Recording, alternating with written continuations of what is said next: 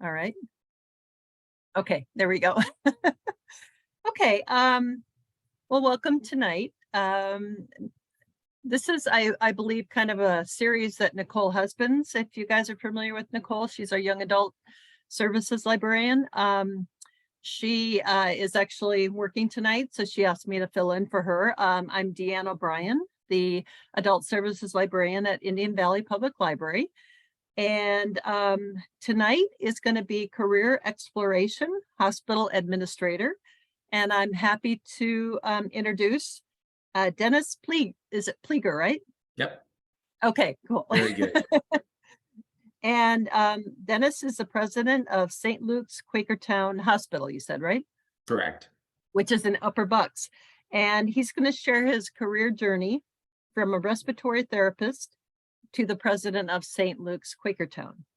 And again, we're recording this tonight. And if you have any questions, you could type them in the chat, and then we'll probably have some time for question and answer at the end of the presentation. So why don't I go ahead and turn it over to you, Dennis? Thanks for being with us tonight. Great, Deanne. Thank you so much. And I look forward to getting to present tonight. So let me just share my screen here. All right, and share. Good. There we go. You can all, can we see that, Deanne? Yep. All right, perfect. All right, well, thank you, everybody. Glad to be here tonight to talk about my career exploration in healthcare administration. So tonight, as we go through this, I'm going to give you just a little overview of sort of how I got where I am in my career. And I apologize for my light fading in and out on me. I don't have my little other flashlight thing with me. So if it goes black about that, I apologize. So tonight, as we go through this, I'm going to give you a little introduction about myself, who I am. I'm going to talk about how I got into this, and sort of a little more about how do you begin to get into healthcare administration and how did my journey go. So as Deanne said, my name is Dennis Pfleiger. I'm the president of the St. Luke's Quakertown and Upper Bucks campus. So we're part of the St. Luke's network, which is a healthcare system that's made up of 13 hospitals across Eastern Pennsylvania and into the western part of New Jersey. We have hospitals from Quakertown all the way out to out by Cabela's in Hamburg, up to as far as like Tamaqua, Monroe County, and then most of them are through the Lehigh Valley area. And we're about a $4 billion organization right now, so a pretty big organization overall, and a very large player in the healthcare market. St. Luke's overall is a regional medical center with level 1 trauma centers, as well as the region's only medical school, and we have the oldest nursing diploma program in the United States. So we're very much into education. We train, several hundreds of physicians each year, plus like over 200 nursing students. So education is a huge part of who St. Luke's University Health Network is. So I've had the privilege of being the president at St. Luke's Quakertown now for the last 6 years. So, and I'll talk a little bit about that journey as we go along as well. And as Deanne said, please feel free at any point in time to ask questions. If you want to just raise your hand, I'm happy to call on you and you can ask the questions while we're at a section. I'm also happy if you want to just type them in at any point in time, we can answer them as we go along, or, and we will have time at the end if there's anything you want me to cover differently or have questions about. So with that, let's take a little journey here. So, I titled this slide sort of what's the path to becoming a president, right? And I want all of you to think about, you're at a unique part in your life. Life is a journey and it's not a destination. And I think when I had spoken to Nicole, she said most of you are probably sophomores. So you're at this unique point in your life where you're getting an opportunity to really explore all these different avenues of career paths.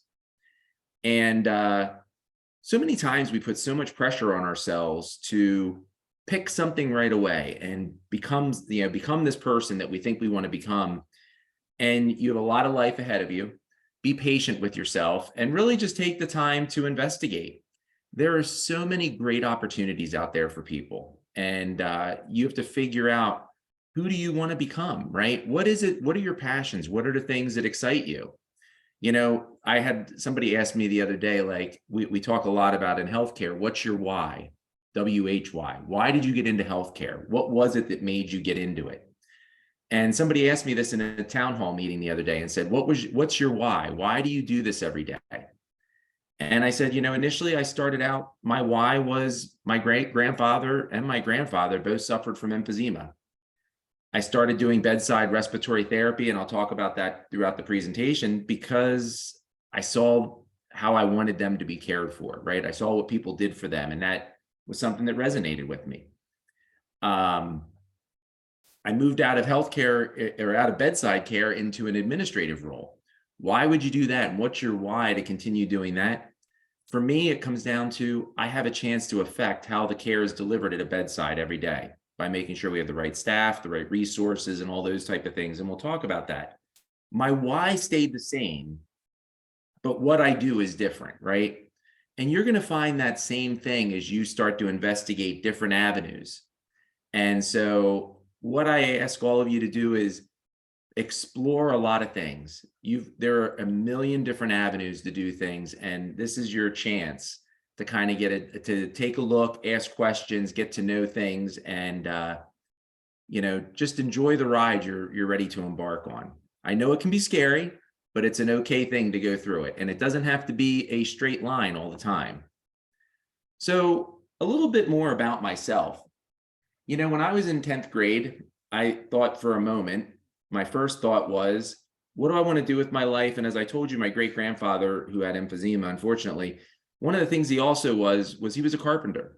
And I really thought for a moment in time, I wanted to be a carpenter. So in 10th grade, I went to tech school. And I went to tech school to be a carpenter. And I found out within that year, I couldn't hammer a nail straight. I couldn't cut straight. And I wasn't really all that great with all the other things that went into it. So strike one. First career path I chose wasn't really what I was thinking about. I also went to my guidance counselors at that point and said, hey, you know what? I don't think this is working out so well in carpentry. I want to go back for college prep so that I can move into something in the healthcare field, because my why was changing a little bit. And the first words out of their mouth were, you know what? I don't think you can go back into college prep now. You missed 10th grade as a college prep student.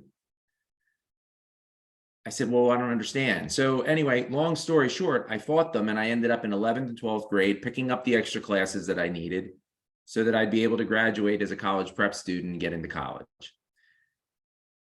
Not everybody's always going to be not everybody that we have in our lives are always going to be supportive of what we're trying to go for. And we have to be okay saying, this is really what I want to pursue in life, no matter who says it they don't think it's going to work for you, right? If it's what you want to do, you got to fight for things sometimes. So my first thought didn't work out so well. Then I started thinking about, okay, I'm going to go into school now. What do I want to do? My second thought was, I thought I wanted to be a pharmacist. I was working in Rite Aid at that point. I was a pharmacy technician. I really enjoyed it. I thought, this is going to be what I'm going to do. I went to 2 years at Temple and found out I didn't get into the pharmacy school. Not a great way to start out, right? Sort of strike two. First two career choices didn't work out all that well, but my why was staying the same. I wanted to stay in healthcare. I asked my college advisor, what can I go into now in healthcare? Her first words were, you're not going to cut it in healthcare. I think you need to just switch and do something else. I didn't like the answer, so I started looking for another opportunity. Third thought was respiratory therapy. And this is where I really found my niche. Working in critical care units, the intensive care units, dealing with ventilator patients, people who weren't breathing well, all those things. I found out that it was a passion in my life. Got through respiratory school, did really well. Things were working out great. And I found out that this really fulfilled my why. Oh, Katie, go ahead. So how did you discover respiratory therapy? Like, I feel like carpentry, you had that, and then your farm tech, you went that direction, but, and you talked to your counselor, but how did you go, oh, I'll just go into this niche? Yeah. Great question. Thank you for asking that. So it ended up, when I didn't get into pharmacy school, I started researching different fields that were out there. And I went to Gwynedd Mercy College. It's now Gwynedd Mercy University. And my aunt had gone there, and she said to me, you know what, they have a respiratory therapy program. Why don't you look at that? And so I did. And one of the first things that they asked you to do when you applied for that program was they asked you to shadow a respiratory therapist. So I did. And I spent my day with a therapist who was absolutely fantastic. And after spending my day with her, it really solidified my decision that I wanted to be a bedside clinician. And that was how I ended up finding it, though. It was really through a suggestion from somebody else, right? Like, I had not heard of respiratory therapy, to be honest with you. And then afterwards, I was like, it was a tremendous field. You worked everywhere from the emergency room to neonatal intensive care units to an adult ICU. Anywhere in the hospital is where respiratory worked. And it was a truly a great experience, and then helped me to figure out that as I decided to move into administration, it gave me a very well-rounded view of the entire hospital, because I worked in basically every department alongside nurses and doctors at that point. So I hope that helped answer your question, Katie. Absolutely. Good stuff. Thanks. Thank you. Yep. So that was my why. And, for me, it was, then I had to start to figure out, okay, well, what do I do now? Like, I'm in respiratory, things are going well, I'm enjoying my career. And I started getting some opportunities. I had an opportunity to be a supervisor, and then I decided to move into management. And I took a job as the director of a respiratory department where I worked for a few years. And as I had that job, I started to get new departments. I was doing a good job with it. And all of a sudden, I started having the opportunity for other things. And I found out that I really had a passion to lead. I had a passion to run a hospital eventually, which is what I'm doing now. And it really was a great opportunity for me, because, like I said, in respiratory, I saw every part. So when I go through the emergency room, I knew what that felt like if it was a bad day. And I could really relate with the bedside clinicians in a different way than people who never went into healthcare could. So my why changed into making sure that I could create an organization where we put the patient first, and really created a great environment for our clinicians to practice medicine, our doctors to provide care, and ultimately for our patients to receive the care that they deserved. So that was sort of how I started my transition. And, as you look at all three of these things, I listed a bunch of stuff here just to kind of give you an idea of the type of classes you have to take. So obviously, if you're doing healthcare in general, and I'm going to flip a light on real quick here, and hopefully that will avoid my, maybe this time of night gets a little funny in my room here. So what classes do you need? For respiratory and pharmacy, it's a lot of sciences. Anything in the healthcare field where you're doing clinician work, either laboratory or any of those things, you're really going to be spending a lot of time in heavy sciences. And they're key and foundational, because it's what's going to give you the opportunity then to learn the concepts behind your different discipline of clinical work, whatever that may be that you might decide to do. So those are the classes that you take. Each program is different. Respiratory is a 3-year program. Pharmacy is now a 5 or 6 year program. So, you got a lot of variation in how long you have to go to school to get your degree in any of these areas. More specifically, in respiratory, there's 2 credentials. There's a CRTT and an RRT. One's a certified technician, and the other's a registered respiratory therapist, which is where I ended up. It's the higher level of the 2. With those, you in the state of Pennsylvania, you have to be licensed to practice respiratory therapy. Not all states are, but Pennsylvania is one where you need to have a state certified therapist taking care of you. You do have to get continuing ed credits on those, so you have to get so many every 2 years. And that just helps to make sure that you continue to know what's going on. Now, when I did my MBA, which is what I did, so most healthcare administrators, you normally take 2 options. You're either going to go the master's in business administration route, or you do a master's in healthcare administration. I chose the MBA program with a concentration in healthcare administration. The difference is it's a lot more business focused. I felt that coming through a healthcare background in the beginning of my career, I kind of had the understanding of the health system versus the business world. That was my weakness. So that was an area I really wanted to shore up, and the MBA helped with that. So when you do the MBA, it's a lot of finance, accounting, planning, logistics. You have to learn how to run a project. You deal with healthcare law. How do you understand how different ethical cases might come up? and they also teach you about regulatory concerns. Healthcare is one of the most difficult fields because of the amount of regulations that are there, state, federal, industry standards, and also each of the individual disciplines within healthcare have their own governing boards that we have to comply with all the rules and regulations for them as well. So those are some of the classes that you end up going for through an MBA program. One of the things that's unique in healthcare is you don't have to have a license to run a hospital. So for instance, if you're a nursing home administrator, which is essentially the same thing as a president of a hospital, you have to be certified in the state to be able to run a nursing home. Not the same for a hospital. You can be an MBA with really no healthcare experience and you can run a health system. So it's a lot different than long-term care facilities. But one of the things that's out there is there's an accrediting body called, it's known as the American College of Healthcare Administrators. And they have a fellowship that you can take. You take classes, you end up passing a board, and you can put the credentials after your name, then that you're a fellow of the American College of Health Executives. So that does then require continuing education credits to continue to have that credential with your name. And a lot of healthcare administrators do that because it's a great way to show that you're staying committed to the standards that are out there. I'm actually going to be sitting for mine hopefully later this year. I'm still in the process of finishing up my classes and the continuing ed stuff, but it's a pretty robust program to be able to get through. So people often say, what's a typical day of a hospital president? Oh, Katie, go ahead, please. So I'm just trying to think of like in terms of timing. So you said you had 2 years at Temple, right? Mhm. And then did you do 3 years then at Gwinnett? So yeah, so glad you asked that. So I my wife often laughs. I was probably in school for about 15 years in total, it seemed. So I went my 2 years at Temple, and then when I went through the respiratory program, it was only a 2-year program. So I did go Okay. 2 years to Gwinnett. When I finished up, I had 4 years of college with an associate's degree because the 4 years didn't all add up into a traditional bachelor's degree. I was wondering that. Did any credits from Temple transfer or no?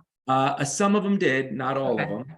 Yep. And when I finished up then at first, because in respiratory, you really only needed the associate's degree. So I wasn't planning to go back right away. And when I got a management job, they were recommending I went back. And that's when I started going back to finish up my bachelor's. So I went to a completion program to finish up my bachelor's. It was a lot of general education classes to take to complete my bachelor's. And then as soon as I finished that, I went right into an MBA program, which took me, so I think it was a 2.5 year program to get through the master's program, doing like 1 or 2 classes a semester. So Okay. I did that through the online stuff. So, but it was a great way, another great way to take advantage of the technology that's out there and create free time during having a family and everything and working at that point. So, but yes, that's how I ended up moving through all that. So thanks for asking that. Yeah. Okay. Good. Yep. Thank you. Sure. So when we look at what a typical day looks like, my day starts pretty early. Just to get, I'm normally at the hospital by about 6:15 in the morning. I leave there about 5:30 at night, pretty much every day, Monday through Friday at least. Do go in over the weekends off and on. The first thing I do when I come in the morning, and that's why I come in early, is I round to make sure that I see night shift. So, the night shift employees don't always get seen by people because they work overnight, right? So I like to come through in the morning, see how things are going, talk to the night shift, make sure they had a good night, see what's all going on, and get a feel for how the hospital is operating. So I basically stop through every department within about the first hour and a half of the morning. I spend my morning basically just rounding and talking to everybody as I go through the building. After that, I get a good feel for the day. I kind of have an idea if there's any issues that occurred overnight. We look for things that could have gone wrong overnight, all of those type of things. And then it's really starting to prepare my day, and it's getting ready to deal with the performance of the hospital. And most health systems do what they call a balanced scorecard, and that's what those sort of monitoring of performance is underneath there. A couple things we always want to focus on is our quality and our service and our people. So how are employees feeling? How are things going for them? How are our patients getting treated? We have a lot of standards we look across. We survey all of our patients to make sure that they had a good experience. Whether they send back the survey or not depends, but we look at that data constantly. And then we're looking at all of our quality outcomes. How well are we treating the patients? Are we following the best practice standards and all those things? And when we look at those, this is where all the teams get together: administration, the physicians, the nurses, and we're looking at this stuff on a regular basis to make sure that we're delivering the best care to our patients. We look at our financials. How well are we doing from a volume standpoint? Are we getting the amount of patients we expected? Are there areas where we need to worry about? Are we hitting our bottom line goals? The reality is healthcare has to have a positive bottom line if you want to be a successful organization. And then the growth. How do we partner, and what are the communities looking for from us? So for example, when I started at Quakertown, we were still at the original hospital. I'll show you pictures of that in a little while, but the original hospital was in the borough of Quakertown. And then in 2019, we moved from the borough of Quakertown out to 663, almost on the turnpike entrance at Quakertown, and we built a brand new hospital there. And we met with the community before we built the hospital, and we said, what services do you want us to give, to have that maybe we don't have now? And one of those services was obstetric care, delivering babies. Right at that point, we did not deliver babies in the Quakertown market, and the community was saying, we'd really like for you to deliver babies. And it was really great to see that in 2021, shortly after opening, we started delivering babies at our hospital. And we just opened last month a brand new part of our campus that is now totally just women and children services. So it was really a great thing to see, talking about growth. It's what do the community want from us? So that's great to see. We also talk with our docs. Our providers tell us a lot about what type of services they can provide at each campus. And, we constantly are trying to grow those services to make us a more comprehensive hospital for the community. So, and the rest of the day then is sort of in meetings. That's not always the most fun part, but we meet with our directors. Each of the departments in the hospital has a director, and they report to either myself or a vice president. So we meet with them constantly to make sure their departments are running well. What do they need? How can we remove barriers for them? Most of the President's Day is really built around removing barriers for other people. If they're having issues, what can we do to help them? It's a lot of coaching and guiding and helping them through the issues that they're experiencing. So that's kind of what a typical day looks like. We have a lot of community events as well, doing things like I'm doing tonight with all of you. We also support a lot of nonprofits in our area, such as like the YMCA. We have we started a program with the United Way called Fresh Connect. And this is where we offer now a farmer's market free to charge for families once a week. They can come and get fresh produce for their family for the next week. And so every Wednesday, there's a set up farmer's market in the middle of Quakertown where people can walk in and pick up fresh produce every week. And it's a way for us to give back into the community and make sure that they're getting these healthy options to hopefully improve their health over time.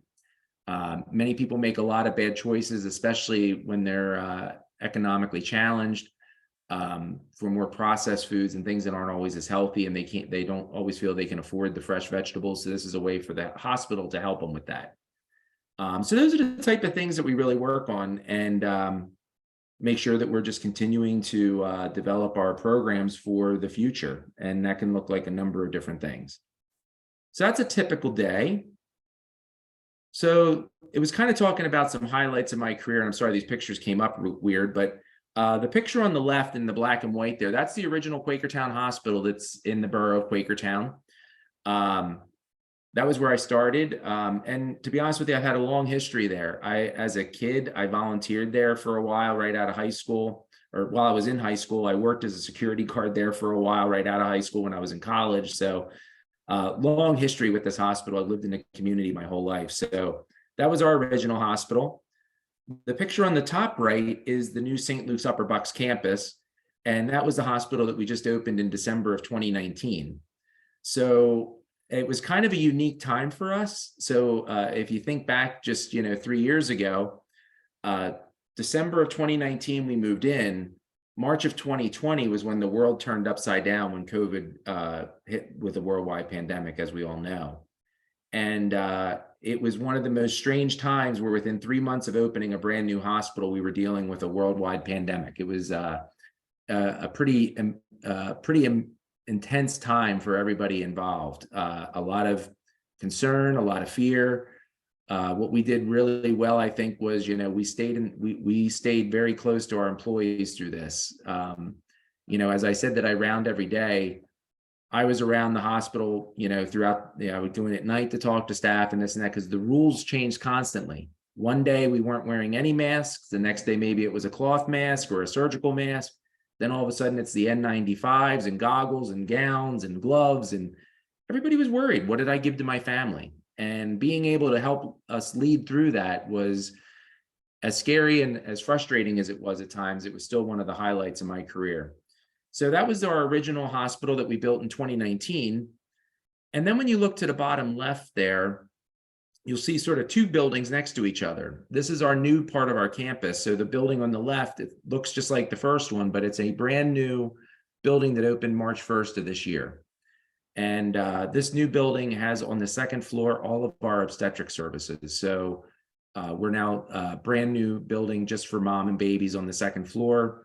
We have a neonatal ICU there that allows us to take care of babies that are 32 weeks and older, about 3 pounds, give or take, we can care for there. And they have all the services they need on that one floor.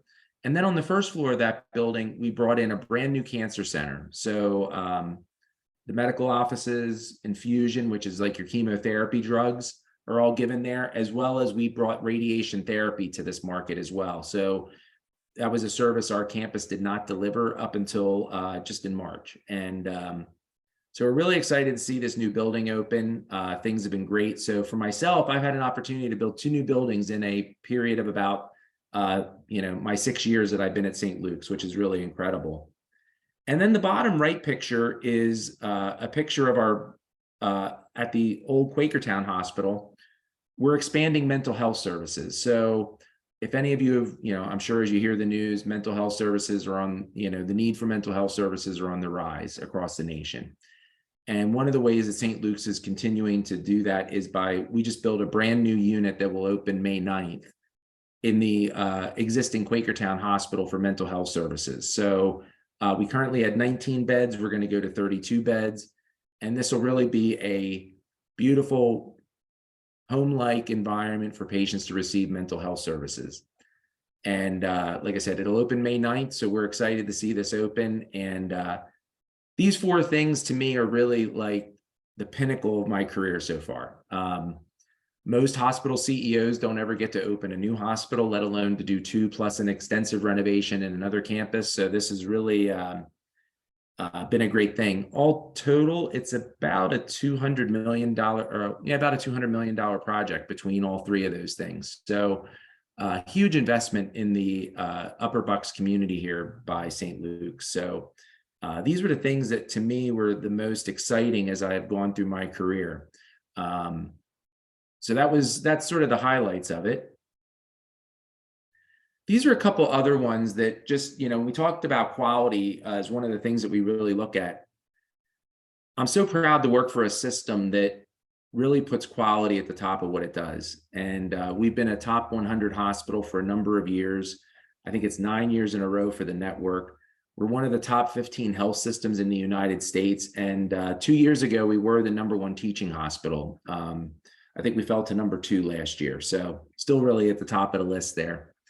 Another way they look at us is with Leapfrog. This is a group that looks at your data as well. They give you an A through basically F rating. So it's like high school grades. So we've been an A rated now for a long period of time. And our newest one at the bottom there is a top workplaces. And this is the first time we applied for this. And what happens is they go and survey all of our employees across, we have 17,000 employees in our network right now, across all of our 13 hospitals. And they surveyed of our employees, and those that sent it back, we've won 4 awards now. The 4th one's not on there yet, but we've got a Top Workplaces USA, where we're actually the #3 health system in the United States from an employee standpoint. top workplaces in New Jersey and also Lehigh Valley. And most recently now we found out we're going to be a top workplaces in Bucks and Montgomery and Philadelphia. So we're really excited to see recognitions like that. And, you know, when you have your employees saying those type of great things about your organization, it really shows that you've created something special. And, you know, as I said to you earlier on, my why was to create a place where people wanted to, you know, nurses and doctors and everybody wanted to practice. And that's what we've been able to create. So excited to see that, and really one of the highlights. People often wonder, how do you balance all of your, you know, how do you balance your work and your life together? You know, healthcare is one of these things. It's a 24-hour, 7-day-a-week responsibility. And so how do you find balance in your life? And really it comes down to, it's something you have to do yourself. If you allow your career, whatever you end up choosing, to consume your entire life, that's a choice you're making. And what you have to remember is we still only have the same 24 hours a day that everybody else has. And what do you want to make out of your life at the end? And, you know, you do have to balance all those things, from family lives and all those things. I'm blessed to have 2 children. Now they're older, 23 and 20. But, you know, you've got to make the time to figure out those things so that you can have that balance in life. It's not easy to do. And there are times where you have to make choices one over the other. And that's the reality of pretty much any career that's out there. But my challenge to all of you is, as you look at your careers, take a look at, what do you want your life to look like, and be intentional about what that means to you. What are your priorities? You know, is it work first, family second, or family first, work second? You know, you have to make those conscious decisions. And once you make those decisions, you can kind of figure the rest out as you go along. You know, you know, it's really, it's up to each of you as you embrace your career that you're choosing. So, you know, I thought about this today a lot, and if I had to do this over again, what would my advice be? And so if I had to write my Dear Me letter when I was younger, what would I do different, right? And what would I, you know, try to impart to each of you as you're trying to make this journey and take a look at, where do you want to be in life? So a couple things I would recommend for you. The first thing is, find your why. If you can find your purpose and your passion for life, what it is you want to do, I think so many of the other things fall into place. You know, as I defined my why, it was easier to move around sort of the how am I going to get to it. But if I didn't know what I wanted, I would have really been lost. Find your passion and stick with it. It's key to what we do. Well, no matter what no matter what career path you choose, you put a lot of time and effort into it. It's got to be something that's going to fill you up. If all it does is emotionally drain you all day long, you're probably not going to enjoy it for the long run. So find your why, be passionate, stick with it. Be patient with yourself. Nobody's perfect, and no one should expect you to be. And this can take a number of different looks. You know, I think back on my own time, and, you know, look, when I didn't get into pharmacy school, was I jumping up and down for joy that I didn't get into pharmacy school at the moment? No, I was devastated, like you should be, right? You work for something and it didn't happen. But you don't let that define you, right? We pick ourselves up and we figure it out. We have to be patient with ourselves and give ourselves another try. And the journey can look like a crisscross road. It can be a straight path. Some days you're on a freeway and it's straight shooting from one spot to another. And other days it's a way more scenic tour than you ever expected. But that's okay. Life is going to be okay, and your journey will be good. Just be patient with yourself. Enjoy the journey. Take the sights in. I learned more from the times when things didn't go the way I expected than I ever learned when things were just exactly right. It doesn't mean I was always happy about it, but afterwards, as I get a chance to reflect now, many years later, and over my time of doing that, it was a great journey, and it helped me to become the leader I am today. If I didn't have those other experiences, I don't think I'd be who I am today. And, so it doesn't mean that it didn't come with a lot of work and a lot of headaches at times, but you can do it and you can become whatever you want to be at the end. So enjoy that journey. Don't listen to negative voices. I had a lot of people telling me at different points in times not to do things. Stick with what you want. I knew my why, and that was what I was going for. I knew I wanted to do this. Not necessarily being president per se, but I knew I wanted to be in healthcare and I was going to figure this out, regardless of what other people were telling me. So don't listen to the negative voices. Stay true to yourself. Whoops. And the final one here is failing only matters if you don't get up. Otherwise, it's an opportunity. Things aren't always going to go as you plan. And, part of what I hope to show you guys tonight is my life wasn't one of just a straight road of high school, college, and voila, I have a job and everything's great. I took a curved road. I had a lot of detours, but you know what? It all still worked out at the end. And a lot of times we stress ourselves out over things that when you get a chance to look back on it later on, you realize it was probably meant to be for other reasons. And we may not see it at the time. But I didn't let the things that could have been setbacks define me. And that's what I think one of the biggest things I would, continue to give myself advice on there. So those are my points for you this evening. These are just some pictures of some little babies there. So everybody always likes babies. So this was that. And I think those aren't, somehow my slides got messed up here, but that was what I had for you this evening. I'm certainly happy to answer any questions or anything else that if you have other questions about healthcare in general, I'm certainly happy to answer anything like that for you as well. So I'll open it up to you guys. Okay, does anybody have any questions? Wow, just great presentation. I guess maybe there's a reason I was supposed to fill in for Nicole tonight. I really enjoyed a lot of what you said, and I kept shaking my head like, yeah, no, that makes sense. Thanks, Dan. Yeah. Hi, Katie. I see your hand up again. Good. Yep. Hi. I always have questions. That's great. Do you ever miss the one-on-one with patients? Because as you go into the administration, you're probably not spending as much time, interacting with the patients. So do you ever miss that? Do you have ways that you try to get back to that? What are your thoughts? No, thanks for it. That's a great question. You know what? That was my biggest struggle moving into administration, was giving up the bedside work. And I tried keeping going more at the bedside for a long period of my career. And I finally got to the point where it was like, you got to make a choice to sort of change a little bit. And what I do now is, we have to stay connected to the patients as much as I can. What I do now is when I do my rounds in the building, we have what we call a no pass zone. If somebody's call light is on, we expect whoever's walking down the hallway to stop and go in and answer the call light and see what they can do for the patient. Because most of the time it's, could you turn the TV up for me? Or, oh, I hit it by mistake. And that way we don't have to get one of the nurses to come and take care of that. So okay. For myself this morning, I stopped and saw a patient. Unfortunately, the gentleman was sick. He had he wasn't feeling well to his stomach, and he was a little messed up. So I went out, got some towels, came back in, put my gloves on, helped clean the guy up. And he was like, and you're the president and you're doing this? I'm like, yeah, we're all in this together. So, so that for me is how I kind of I stay involved with it. And it's great that way too.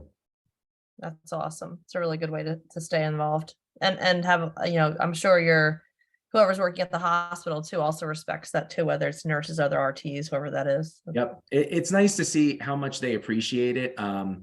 It's, again, I don't do anything clinically really anymore. So what it is, a lot of times it's like, can I get, they'll ask for a glass of water. So you have to check with the nurse first, right? Make sure they can have water. As long as that's okay, I go and get it. And you should see, even they're shocked when you go and do that stuff. So you really want to create that team environment there where everybody's focus is around the patient. And it's not just me walking out saying, hey, can you go get them water now? And I walk down the hallway with my cup of coffee and go sit down. That doesn't go over so well. So it's a lot of fun that way. I had another quick question. So Yeah. what What opportunities does St. Luke's have for high school students who want to shadow or get some experience? Like, what do I'm they glad have? you asked that. So if you go on the St. Luke's website, so sluhn.org, when you go on there, you'll see there's a space for volunteers. And if you click there and fill out your information on there, a person by the name of Beth Fogel can get in touch with you and you explain what you'd like to be able to do, and she can help guide you through it. But we do a lot of shadow work with students, so they get an opportunity to be there as a, we can either get you in as a volunteer, you work on floors, and you can work with the nurses a little bit as well and get some experience that way. So we really can tailor those things to whatever, however you're working at it.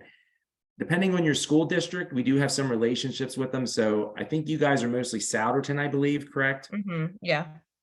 We haven't had Souderton yet, but we work with Upper Perk, Quakertown, Palisades, with a medical explorers program that it's for seniors, and they can spend they're part of their senior year at the hospital doing shadowing and that type of stuff as well. But I think once you're 16, you're able to start volunteering at the hospital. So if you're interested in that, feel free to reach out through the website. That's the best way to get started.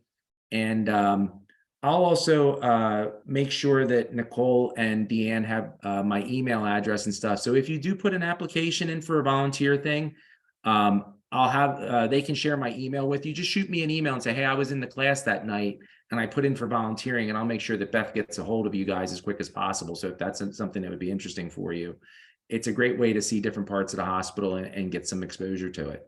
Awesome. Thank you. Sure. Anybody else have a question?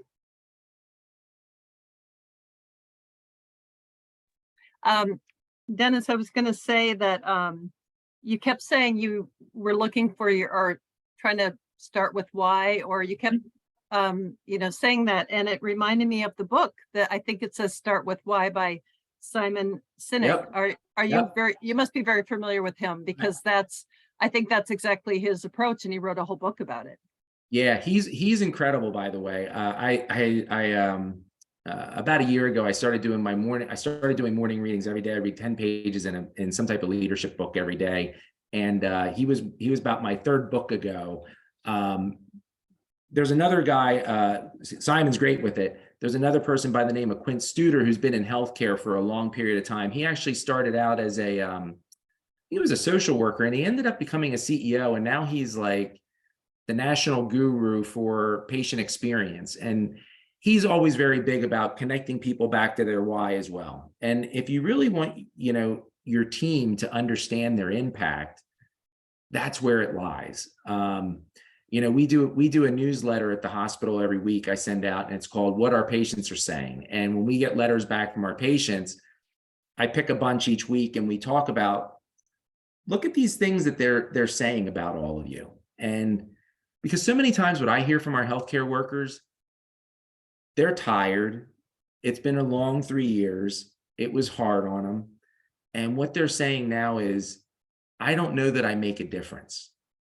And, I can go in every day and say, hey, you're making a difference, right? That's great. It's a start. But when they read letters from their patients, it hits them in a whole different way. And I do think it really does remind them. We've been doing as I was telling Deanne earlier, we've been doing town hall meetings with all our employees right now. And before each of our sections that we talk about, we have a letter from a patient that we put in. And there's one at the end who was from one of our behavioral health patients. And he wrote in there to the point of like, he was ready to become the man he needed to be for his family, and how the team at the hospital helped him to become that. And it's a very moving letter and then he writes a poem with it nonetheless.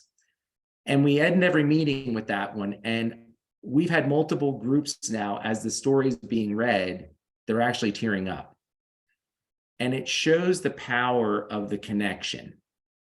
And if you guys are really truly looking to go into healthcare, what I would say is remind yourself you have a way to, you have an opportunity to touch people's lives in a way that nobody else will.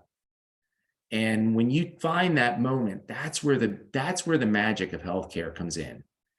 And right now, I'm fortunate enough to have my daughter as a second-year nursing student in Maryland right now. And, I get to talk to her a lot about this. And I reiterate this constantly. And she made me so proud the other day because she was at her clinical and she was finished up a clinical. And this patient had asked her, could you just stay and hold my hand a little longer? Now, she was done with her clinical. She had classes later in the afternoon, but she had about an hour or so break in between where she could do something. And she went to her instructor and said, the patient would like me to sit with her longer. Am I allowed to stay off my time and just sit and hold her hand for another hour? And that's what she ended up doing. So those are the moments that are going to define you when you get into healthcare. So, I just challenge all of you that if it's something you're really looking at, remember it's a privilege. It's an honor to be able to be in people's lives the way we are. And, use that to help fill you up as you go forward. So.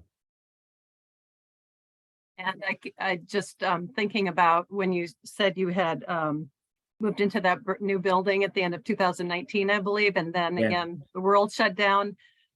I'm sure you probably saw, as hard as it was, with COVID and all that stuff, but I think it was, that connection. I'm sure some of that was just like, I'm sure people hung on to that in the midst of all that was going on. I mean, because sometimes that's what you really have. And really what's the most important when you talk about saving people's lives, or like you said, just holding somebody's hand for an hour. Oh my gosh, that that can make a world of difference. So that's amazing. Yeah, thank you. I remember our first COVID patient that recovered after that we had, it was our first ventilator patient that had been at the hospital, and younger lady, but happened to make it through, which was awesome. And she came back after she went through her rehab period to thank the staff. And I remember standing on the unit that day with her, and everybody was in tears. It was such a powerful moment. So, it's hearing those moments of gratitude that really, refills their cup. Oh, Sean, I see you have a question. Not a question, but just like I work right now at like a personal care facility, Oh. like a retirement home, and it's like hard sometimes, and just like I work really hard, and I honestly don't get paid that much, but it's just like all the residents are so nice, and like I make a connection, and like that's the reason it just keeps me going, which is why I wanted to like get into this sort of thing, just for like that connection. It's incredible. And, so I give you a lot of credit for being already at that role. And you are right. I mean, the bedside, the aid roles, CNAs and those type of things, they're some of the most difficult jobs we have in healthcare. And, I'm amazed every day. I think of this one aide at the hospital. Her name's Jess. And I'm telling you, I walk on the unit, and before I know she's there, I hear her laughter. And she's laughing with patients, and she is just in there, and she works her backside off every stinking day. I watch her do it, and she is just fantastic. But she brings such joy to their lives that it's amazing to watch. And I hope, as one of the ththings that I find is when you work with a great team, it makes it that much easier. And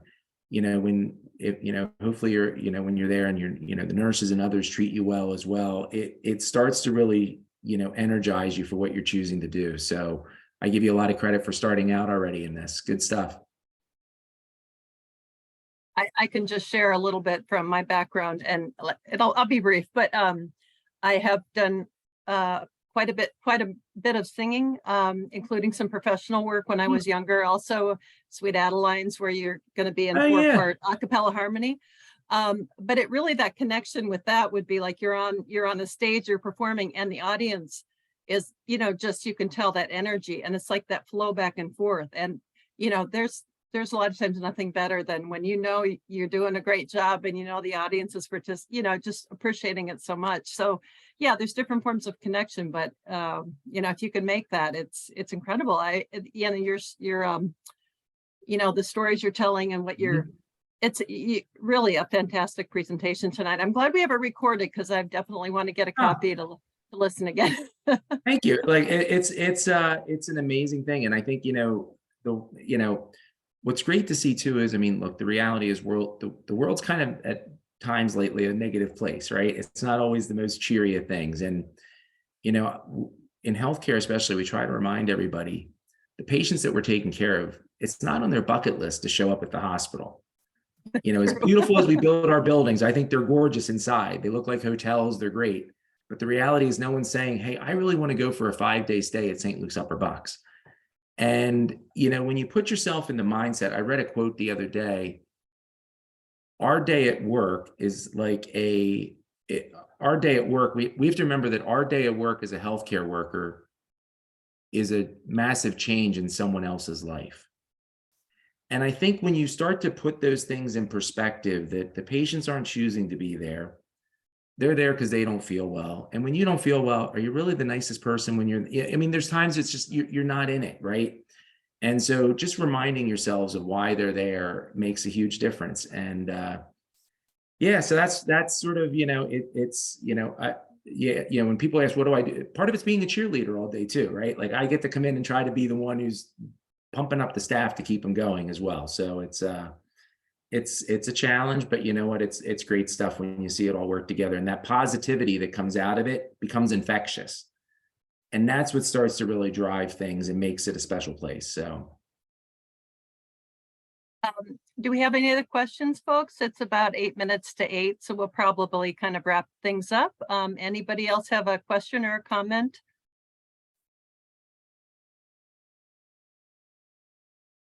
I would just want to thank you for your time tonight, guys. I appreciate all of you taking the time to be on. Like I said, I will get my contact information, my email and stuff over to Deanne and to Nicole so they can get it out to all of you. If you have any questions about healthcare or anything, please feel free to reach out to me. And if you do decide to apply for volunteer positions or you need assistance with something, reach out. I'm happy to help. I mean, you're the future. You're the future of healthcare. So if you decide to go this way, we want to make sure that you know, we can help guide you in the right directions and stuff. And it's you know, there's a lot of questions that people end up having as they look at stuff. So please feel free to reach out. I'd be happy to, you know, give you some time to help you with that as well. That's great. All right. Well, I guess I will we'll wrap it up, and I'll make sure I stop the recording. And Colleen said thanks for the presentation. Very welcome. And we'll make sure we get this out to whoever wasn't able to join us tonight. So that's great. Thank you for joining us tonight. It was so interesting. I'm, you know, I think I learned a lot. I hope everybody did. Great. That's great. Then we accomplished what we were supposed to do tonight. So that's awesome. Yeah, that's awesome. All right. Thank you for joining us, everybody. Bye. Have a great night. Talk to you later. Bye-bye.